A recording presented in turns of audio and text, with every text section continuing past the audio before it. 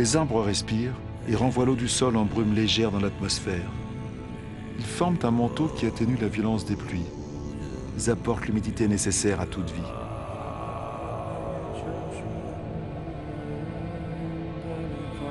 Les forêts stockent le carbone. Elles en contiennent davantage que toute l'atmosphère de la Terre. Elles sont l'une des pierres angulaires de l'équilibre climatique dont nous dépendons tous.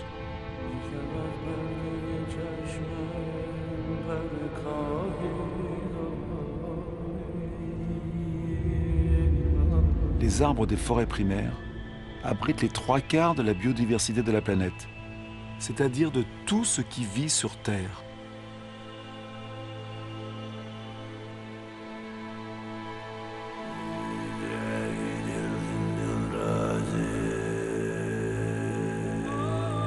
Ces forêts apportent les remèdes qui nous guérissent.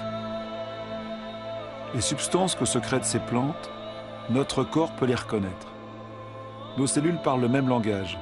Nous sommes de la même famille.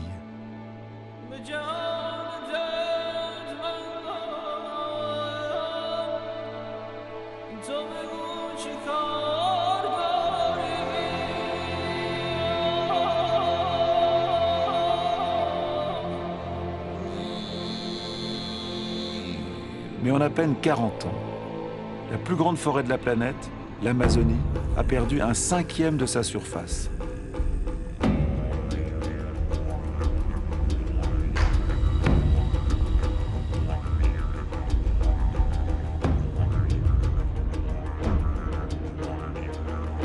La forêt fait place à l'élevage et à la culture de soja. 95% de ce soja servira à nourrir le bétail et les volailles d'Europe et d'Asie.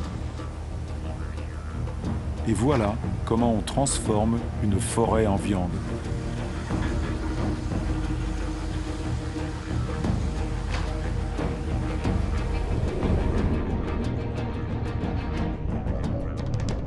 Bornéo, la 4e plus grande île du monde, était couverte voilà à peine 20 ans d'une vaste forêt primaire.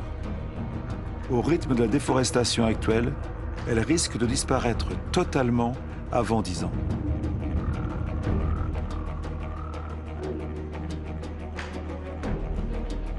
Le vivant est le lien entre l'eau, l'air, la terre et le soleil.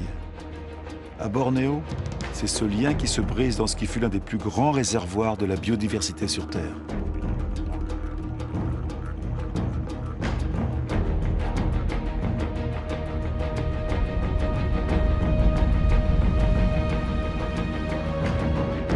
La raison de ce désastre. Bornéo s'est tourné vers la production d'huile de palme, l'une des huiles les plus productives et les plus consommées au monde. Une grande partie de l'huile de palme alimente notre demande croissante en produits alimentaires, mais aussi en cosmétiques, en détergents et de plus en plus en agrocarburants.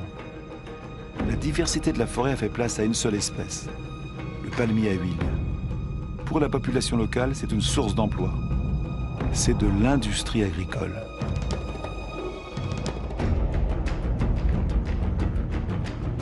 Autre exemple de déforestation massive, l'eucalyptus. L'eucalyptus sert à fabriquer de la pâte à